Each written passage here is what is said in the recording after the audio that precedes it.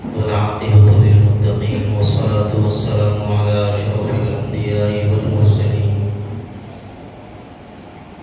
سيدنا محمد وعلى آله وصحبه أجمعين أما بعد فأعوذ بالله من الشيطان الرجيم بسم الله الرحمن الرحيم يا أيها الذين آمنوا ادخلوا في السلم كافة ولا تتبعوا خطوات الشيطان إنه لكم عدو مبين صدق الله العظيم. قابل قدر معزز بھائیوں اور بزرگوں،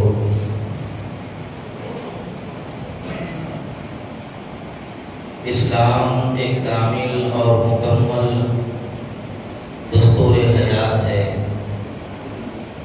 زندگی گزارنے کے تمام طور و طریق سرکار دو عالم سیدنا محمد رسول اللہ صلی اللہ علیہ وسلم نے بیان فرما دیے ہیں۔ اب حضور کے بعد نہ کسی نئے دین کی ضرورت ہے اور نہ ہی کسی نئے طریقے کی ضرورت ہے۔ سرکار دو عالم صلی اللہ علیہ وسلم پر دین اور شریعت کامل ہو چکی ہے اور ایک مسلمان کو اس کا پابند رہنے کا حکم بھی دیا گیا ہے۔ حضور پر ایمان لانے کے بعد دوسروں کے طریقوں کو، دوسروں کی تہذیب کو اور دوسروں کے کلچر کو دیکھنا یا اس پر عمل کرنا کسی بھی صورت میں جائز نہیں۔ میں نے جو آیت شریفہ آپ کے سامنے تلاوت کی ہے جس میں اللہ تعالیٰ نے فرمایا اے ایمان والو اسلام کے اندر پورے کے پورے داخل ہو جاؤ اور شیطان کے نقش قدم پر مت چلو۔ یہ آیت شریفہ اس وقت نازل ہوئی جب یہودیوں کے بڑے عالم دین حضرت عبداللہ بن سلام رضی اللہ تعالیٰ عنہ نے اسلام قبول کیا اور اسلام قبول کرنے کا ایک عرصہ گزر گیا۔ انہوں نے ایک مرتبہ رسول اللہ صلی اللہ علیہ وسلم سے عرض کیا یا رسول اللہ میں اسلام پر مکمل طور پر عمل کروں گا، جس کو آپ نے حلال کیا ہے میں اس کو حلال جانوں گا، جو آپ نے حرام کیا ہے میں اس کو حرام جانوں گا۔ آپ اللہ کے آخری رسول ہیں، مجھے اس کا یقین کامل ہے، میرے ایمان میں اور آپ کے اوپر ایمان لانے میں ذرہ برابر بھی شک نہیں ہے اور میں اسلام ہی کو برحق سمجھتا ہوں، اسلام کے علاوہ کسی اور مذہب کو برحق نہیں سمجھتا۔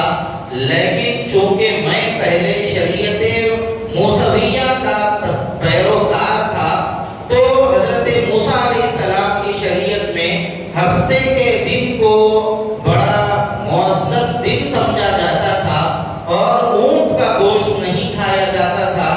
میں اسلام پر ہی عمل کروں گا لیکن ان دو چیزوں کی میں چاہتا ہوں کہ رعایت کر لوں، یعنی ہفتے کے دن کو بھی قابل احترام سمجھوں اور اونٹ کے گوشت سے پرہیز کروں۔ یہ دو چیزیں میں اختیار کرنا چاہتا ہوں، مجھے یہ اچھی لگتی ہیں حضرت موسیٰ علیہ السلام کی شریعت کی، ورنہ تو میں کامل طور پر مسلمان ہوں۔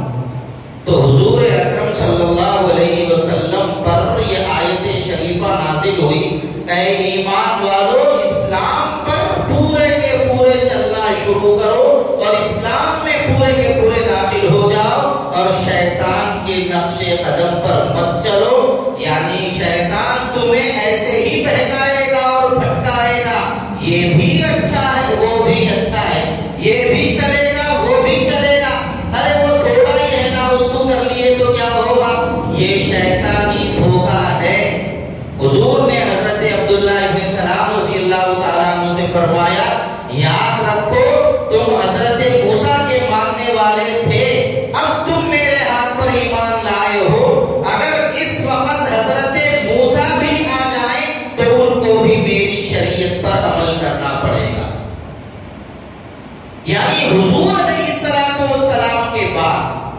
حضور کی شریعت کو تسلیم کر لینے کے بعد، سرکار کا کلمہ پڑھ لینے کے بعد اب کسی اور چیز کی طرف دیکھنے کی ضرورت کسی مسلمان کو نہیں ہے۔ اب یہ جو کل رات میں ہنگامہ ہوگا نیو ایئر نائٹ کا، لوگ تماشے کریں گے، شراب پی جائے گی، شباب پورے زوروں پر رہے گا، کئی نوجوان بچے بے حیا ہو جائیں گے، جن کے ماں باپ نے کبھی بے حیائی کا کام نہیں کیا، ایسے شریف خاندانوں کے بچے بھی جا کر اپنے ماں باپ کے نام کو نیلام کریں گے، ان کی عزتوں کا سودا کریں گے۔ ایسی چیزوں کا اسلام کے اندر کوئی تصور نہیں ہے۔ حضور اکرم صلی اللہ علیہ وسلم نے تو دوسروں کی دینی تہذیب کو تک اختیار کرنے سے منع کیا ہے، یہ تو غیروں کی تہذیب ہے، کوئی دینی تہذیب نہیں۔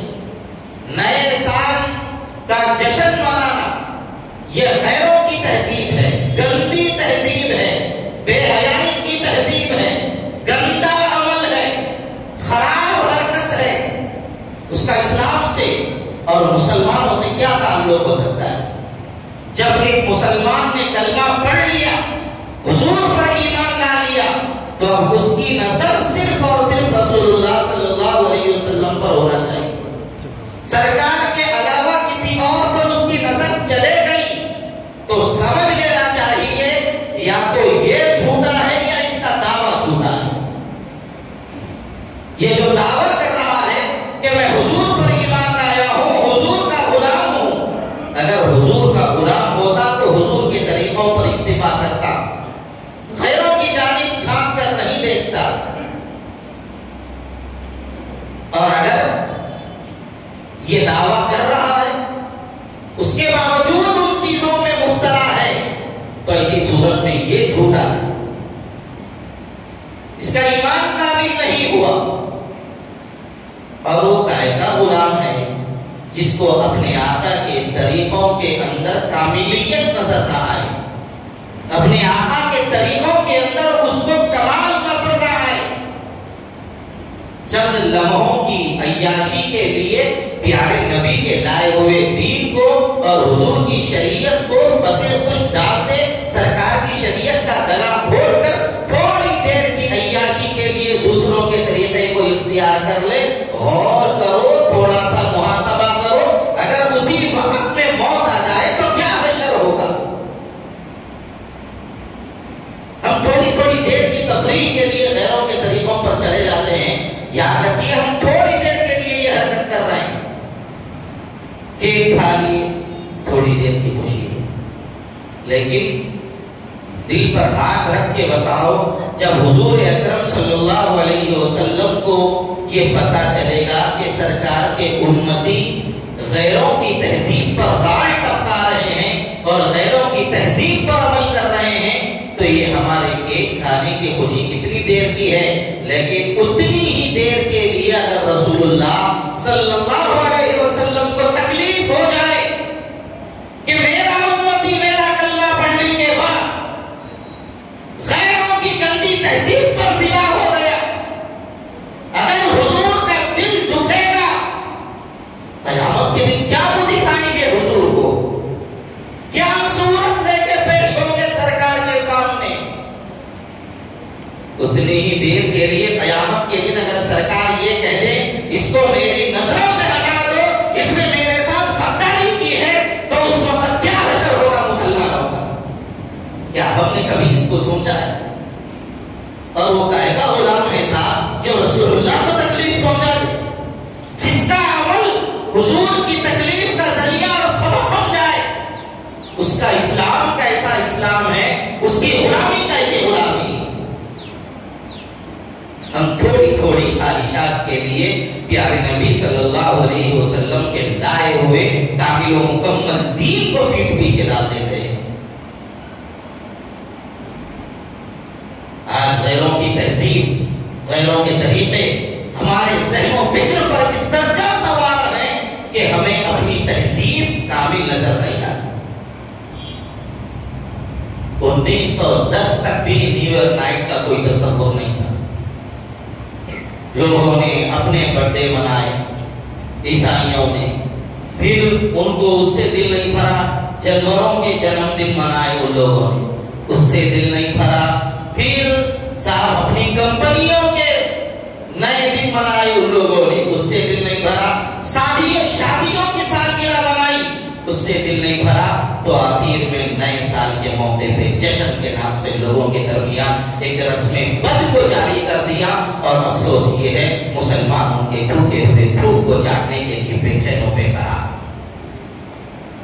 مجھے یہ بات آپ کہنے دیجیے، میں بالکل سچ کہہ رہا ہوں اور حق کہنے میں مجھے کوئی تردد نہیں ہوتا.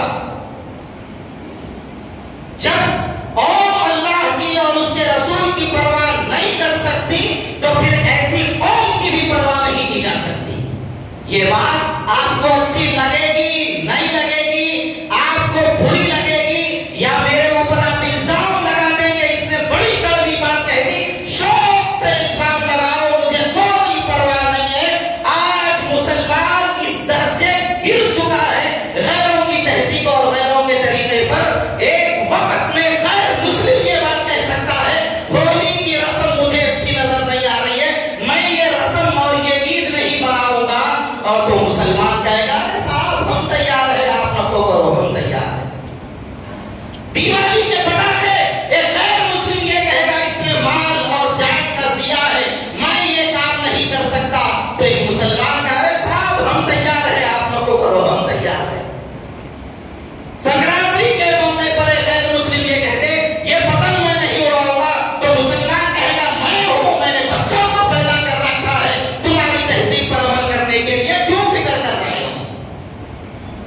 ایک عیسائی ایک وقت میں اگر یہ کہہ سکتا ہے کہ نیو ایئر نائٹ سراپا گندگی کا نام ہے اور پوری رات گندگی مچائی جاتی ہے، اس سے ہمارا کوئی تعلق نہیں، تو ایک مسلمان آگے بڑھ کر یہ کہے گا کہ نہیں ہم تمہارے تھوکے ہوئے تھوک کو چاٹنے کے لیے تیار ہے، ہمیں اسلام پر قابل اعتماد نہیں. کس حد تک گر چکے ہیں ہم لوگ. غیروں کو سمجھ میں آ رہا ہے ان کی تہذیبیں گندی ہیں، اور مسلمان اپنی پاکیزہ تہذیبوں کو چھوڑ کر غیروں کی گندگی کے اندر جا کر ملوث و مبتلا ہو رہے ہیں. بڑی تکلیف ہوتی ہے صاحب جب مسلمانوں سے یہ بات کہی جاتی ہے کہ یہ رات میں کیا بے حیائی کر دو. ہم کو بے حیا بولتی ہے، لنگا پھرنا کوئی احساس نہیں ہے. ارے تو لنگا ہے بول تو تکلیف ہو رہی اس کو. گندگی کے اندر مبتلا ہے، ملوث ہے، احساس نہیں. ارے بھائی گندگی میں کہیں کو بیٹھے، میرے کو گندگی میں بولے بیٹھے والے گندگی میں. یہ حال ہم لوگوں کا ہو چکا ہے. چوری سینہ زوری جس کا نام ہے، مسلمانوں پر وہ بات بہت زیادہ خالی ہے. مجھے یہ بتائیے آپ پوری بستی اللہ کے فضل سے مسلمانوں کی ہے، میری داخلی جان پورا علاقہ اللہ کے کرم سے مسلمانوں کا ہے، پیچھے کا علاقہ پورا مسلمانوں کا ہے. ہماری ان بیکریوں میں نئے سال کا کیک کیوں بیچا جاتا ہے؟ کیوں بیچا جاتا ہے؟ کیا یہاں پر عیسائی رہتے ہیں؟ کیا یہاں پر عیسائیوں کی بڑی آبادی ہے؟ کیا مسلمانوں کے ایمان میں اتنی جرأت نہیں ہے کہ وہ یہ اپنی بیکریوں پر لکھ کے لگا سکیں کہ نئے سال کے موقع پر ہماری بیکریوں میں کوئی کیک دستیاب نہیں ہے، خدا کے واسطے ہمارے پاس کیک خریدنے کے لیے آنے کی زحمت نہ کرے؟ کیا یہ مسلمانوں کے اندر اتنی جرأت نہیں ہے؟ کیا ایک رات میں یہ بیکری والے کیک نہیں بیچیں گے تو فقیر ہو جائیں گے؟ کیا یہ بھوک سے مر جائیں گے؟ ان کی بیکریوں کو تالے پڑ جائیں گے؟ چند روپیے کے نفع کے خاطر، چند پیسوں کے نفع کے خاطر کئی مسلمانوں کے ایمان کو یہ لوگ غلط راستے پہ لے جا کے ڈال دیتے ہیں. کتنا کمائیں گے صاحب آپ؟ کتنا کمائیں گے؟ 1 لاکھ کمائیں گے، 2 لاکھ کمائیں گے، 50,000 کمائیں گے، لیکن ایک مسلمان کے ایمان کی خراب کرنے کے آگے آپ کے یہ پیسے کتنا برا کام کر رہے ہیں کہ آپ نے کبھی اس کو سوچا ہے؟ آپ کا نفع آپ کے سامنے ہے.